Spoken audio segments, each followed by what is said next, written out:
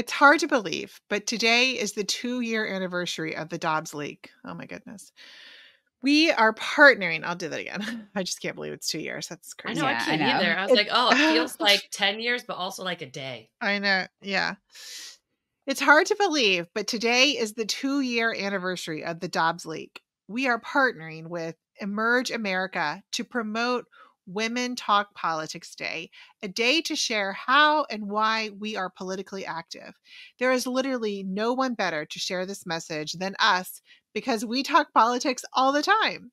So let's share. Why do you talk politics and why are you voting? So I tell this story often, but I think it's an important story to tell. My grandmother was born in 1921, a Black woman born in Putnam County, Georgia. To say that she did not have a whole lot of rights growing up would probably be an understatement. She grew up before the Civil Rights Act passed. She was an adult in the height of the Civil Rights movement. But also, one of the things that she dealt with was the fact that she didn't really fully have the right to vote until 1965. That means she was 44 years old when the Voting Rights Act of 1965 passed. I was elected in my 30s, and I never once take for granted the fact that my grandmother, at the age that I was able to get elected to office, my grandmother did not even fully have the right to vote in the South because of, policies that really kind of kept Black Americans out of the ballot box. Just the thought of her being in her 40s before the Voting Rights Act passed is something that sticks with me. And it's something that also reminds me that these rights that we have, they're not that old. Mm-mm. And because they're not that old, they're a muscle that we are still working. And they are, in my opinion, not that strong. I wish they were stronger. And I say that because I'm looking at people running for office now that are basically bragging about taking those things away, taking rights away. And so that's why I think that democracy is something that you flex all the time. It is a muscle that you must work. And just like the muscles on your body, if you don't use them, you can lose them. And so I say we must flex. We must constantly talk about politics. We must constantly stay abreast of what's going on in our country, because if we don't, there is someone out there looking up laws from freaking 1852 or 1864 or whenever the freak ever, trying to find a way to take your rights away. And now we have precedents that they can do that. So that's why this is so important to me. I love that. I love the muscle analogy. Like, I feel like it lets you off a little grace. Like, why might certain communities not be voting? They haven't built the muscle. And particularly, people have made them not be able to build up that muscle. And we become stronger by really, coming together and building that muscle up. And what they want to do is make us weaker. They want to make us weaker. And it makes us weaker by not exercising that right to vote. Absolutely. Love it. All right. Wow. So Jasmine, I feel like Jasmine should have gone last.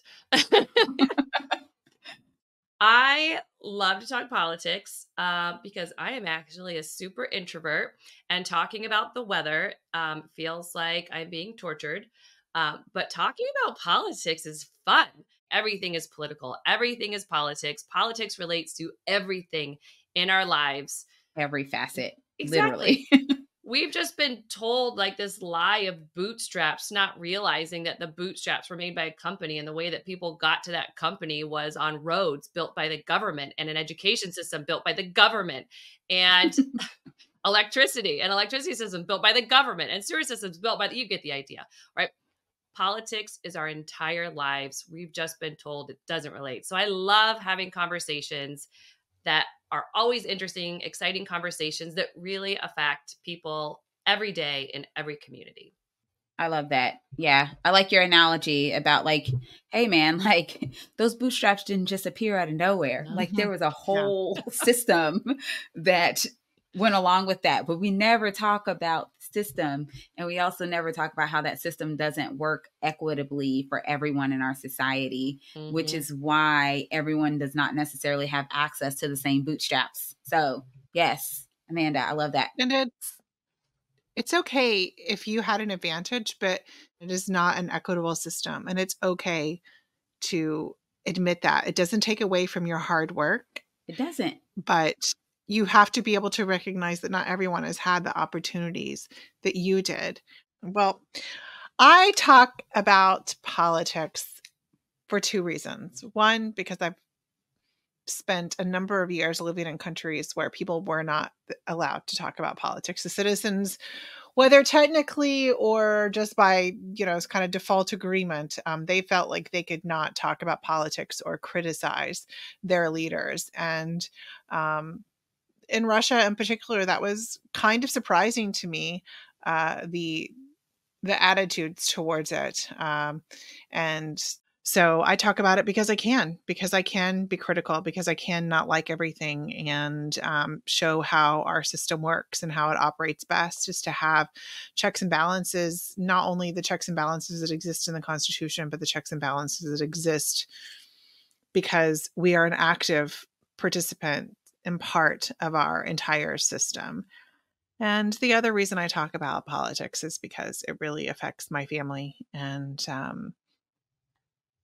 in this moment, especially, the choice that we have in every election is to indulge those who would have us lean towards authoritarianism, or to embrace democracy, as imperfect as it is. In some ways, in the way we do it, it's not, neither system is perfect, but one is more perfect than the other.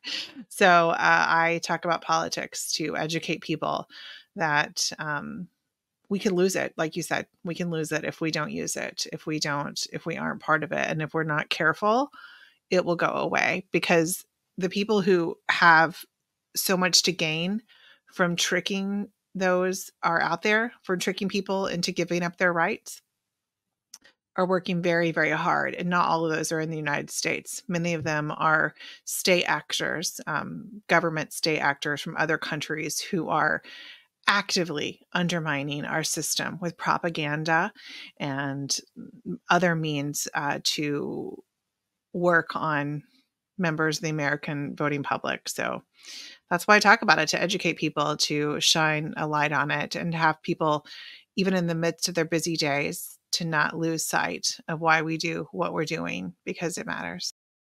Absolutely. It matters every day. Yeah. I mean, I think that's important. I think if you're been in America your whole life, you probably can't fathom living in a place where you could be punished for criticizing the government, or even if there's not like an outright like law that says you can't, if you do, bad things can happen to you, and there will be no consequence to those bad things happening to you. So I do think it's important that Americans as a whole recognize kind of the privilege. And I know that's a dirty word. A lot of times people don't like to hear, but it is a privilege to be able to say, I don't like what you're doing. I think that this is wrong, because everyone in the world does not have that right. So if you've enjoyed this clip, check out our full podcast, The Suburban Women Problem, available anywhere you get your podcasts, or visit pod.redwine.blue to learn more.